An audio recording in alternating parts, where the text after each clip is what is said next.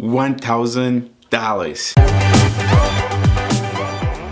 What's up, Money Geeks? Mr. V here. Welcome to another video, guys. So in today's video, we're going to talk about the government helping people, giving each American $1,000. So we're going to talk about what that means. We're going to talk about tax implications. So we're going to talk about how you can actually use that money in this time of crisis. We all know that COVID-19 is just killing the economy. The stock market is crashing and people are losing their jobs. And so the government, Steve Mnuchin and the Trump administration, they've actually put together, working with Congress, a package where they want to help each American, survive this. And so the number that they've actually put out there is $1,000. I don't know how they came about $1,000. I mean, there's people that probably need more than that, and there's people that don't really need anything. So, but hey, that's beside the point. The government is actually in the process, so that might happen in the next couple of weeks. Start sending out checks to all Americans. So you're probably asking yourself, like, hey, who qualifies or who gets this money? As of right now, what the government is saying is that all adult Americans get $1,000, irrespective of your income, irrespective of your status or whatever. They don't really consider anything beside the fact that you are an adult American. Right now, that's where they stand. That might change when they start looking at the nuances of this, hopefully. So what are the tax implications of this? They haven't explained it yet. Is this money going to be taxed? We don't know yet. It could be positive for low income earners. It could be really bad for high income earners, because if you make a lot of money and they add more to that, you tend to pay more tax, right? So you can give $1,000 to all Americans, and some people after taxes end up with like $600, and other people would end up with, say, $900 or even $1,000 and not get taxed at all. So that is something they still need to figure out.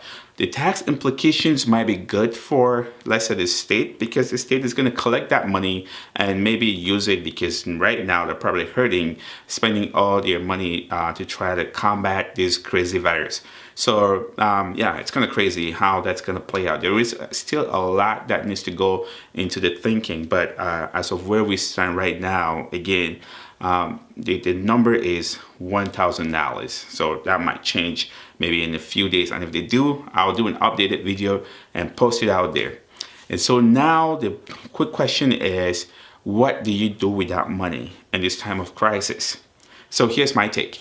If you have your major bills, say your utility bills, it's just stuff that would keep you going and you want to be able to pay those, I'll say yes, that's money that you can actually use to maybe pay your bills or buy food or buy medication in this time of crisis.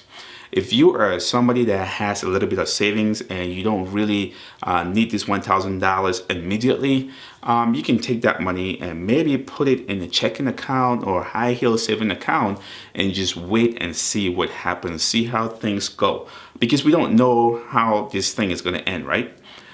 We're still figuring out the vaccine for this particular virus is not out yet. Schools have been shut down till maybe the end of the school year. And right now, people work from home. Some people have lost their jobs. People, especially people in the service industry, they don't have jobs right now. So you kind of want to think your personal need, your personal situation, that would kind of guide you, know how to use this money.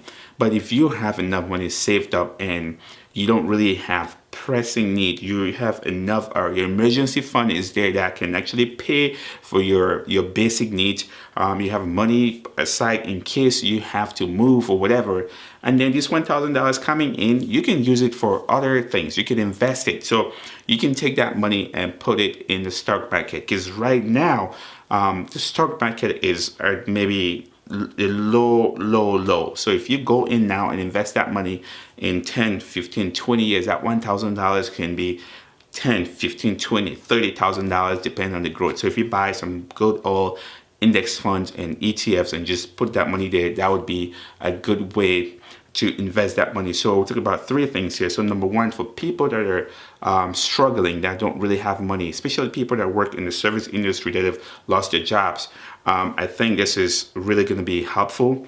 For people that have a little bit of savings, they might use this, but it's not really pressing. And for people that have enough emergency save up, this is money that you can take and invest. My personal opinion is I don't think that we should just give out $1,000 to every adult American like the government is proposing. Here's my proposal.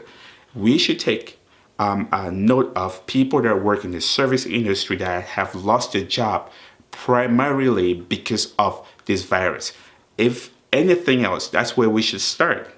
Take care of those people, make sure that the needs are met, they have a roof over their head, they have food on the table, they can actually pay some of their immediate bills or medical bills if they have any. And then we can go from there. So again, to me, that's the approach that I would take. Am I the government? No, I'm not the government. So the government will do what the government does. So question of the day, what do you think about this whole idea of the government giving each American $1,000 to kind of help them during this crisis? Do you think it's a good idea, or do you think it's stupid, or you think, oh, Mr. V, everybody deserves $1,000? Let me know in the comment section. Like, share, subscribe. And as always, guys, stay safe out there and stay motivated.